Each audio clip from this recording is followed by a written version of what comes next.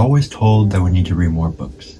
But in this age of technology, the idea of sitting down and flipping through pages seems to be something that old people do. Videos and podcasts seem so much more entertaining, and right now they seem to be the cool thing that everyone does.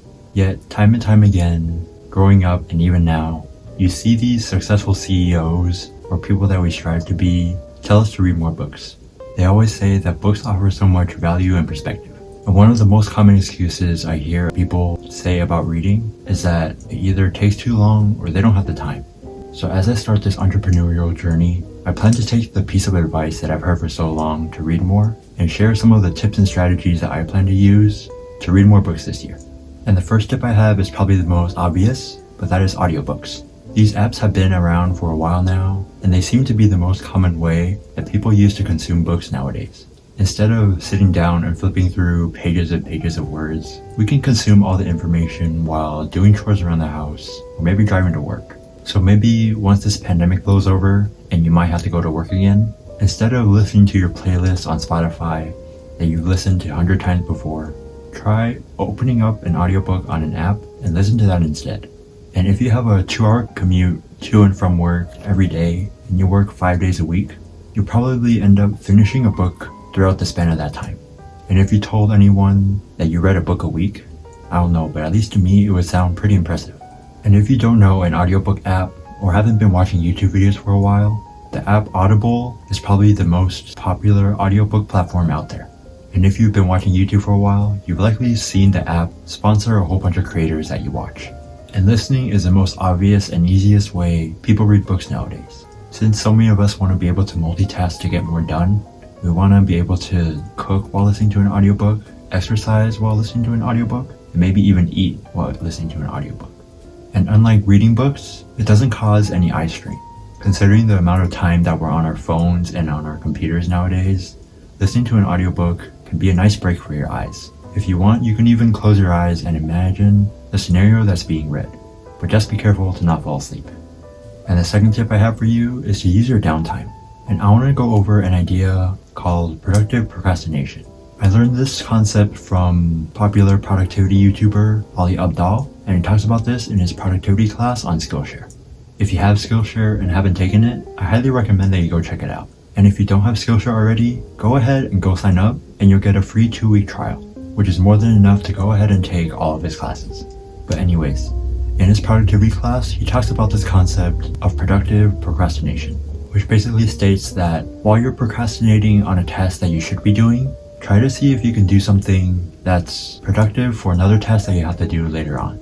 So for example, if I need to script out a YouTube video to film it tomorrow, but I don't feel like doing it right now, I would maybe go ahead and try to learn how to play piano instead. So even though I'm not technically being productive on what I'm supposed to do, learning piano is something that might be useful for me sometime in the future. Maybe if I practice and learn to play well enough, I could go teach piano as a side hustle to make some money on the side. Or even if it's just showing off in front of my friends that I know how to play piano. In comparison, it's much more productive than watching a 2-hour TV show that honestly isn't going to do much for me in the future and is only just temporary entertainment. So if we can end up taking this time of procrastination and read a book instead, we can end up getting a lot done on our break. Now you might be saying that these breaks aren't a lot of time. We aren't going to have a 2-hour procrastination break very often. Most of the time they'll only be 10 to 15 minutes, and you're right. But if you add up these breaks, they can end up being a significant amount of time. A page here and there, or a couple minutes of audio listening here and there can all add up, and usually a lot faster than you'd think. And to prove it, I'm going to show you a little bit of math. So let's say you work 8 hours a day and have 5 10-minute breaks. That's 50 minutes. And if you work 5 days a week, that's 250 minutes. And maybe round that down to 240, so count it as 2 hours. That's 2 hours of just downtime at your work. Maybe add up the 2 hours that I mentioned before commuting from work, along with the time that you might actually dedicate to just reading. Add up all this time and that's easily 1 book a week, probably more. And the third tip I want to point out is catering your environment. If you truly want to get more reading done, the environment that you put yourself in will determine how much you get done. So one of the tips I have is to see if you can read a book with a friend. Like any other activity or resolution that you may have, doing it with someone else is usually a lot easier and more exciting. So try finding a friend who wants to read a book with you. You can discuss interesting ideas that you find along the way, and it'll be another motivator for you to stay on track and keep going. If they're already an avid reader, they probably have recommendations for you so you can read more and keep this habit going. And if you don't have any friends who are readers or want to join you in reading a book, you can look into joining a book club. These will be a group of people who read a book in a certain amount of time, and along the way you can discuss interesting ideas or findings that you may have, and who knows, you might make a few friends along the way too. And if you happen to enjoy it and stay long enough, they usually read 1 book a month, and in that case you'll be reading 12 books a year just from the book club.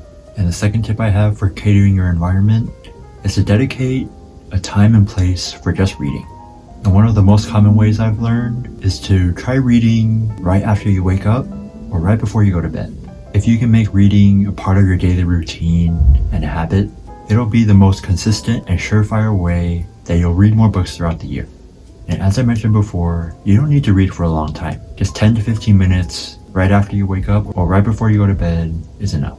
And if you can stick with it for 21 days, it'll most likely become a habit, and then you won't have to worry about trying to remember to read a few pages before you go to bed or right after you wake up. And finally, I would also suggest that you try to cater your environment to reading. And by this I mean trying to have maybe a dedicated space where you have a comfortable chair, good soft lighting, maybe a glass of water and a few snacks on the side. A place where you know that if you sit down and read a book, you'll be comfortable, and yeah, just read more in general. But yeah, those are my tips on how I plan to read more books this year. Let me know down in the comments below if you have any tips on how you convince yourself to read more when you don't want to. And if you have any book recommendations, go ahead and leave those down below as well.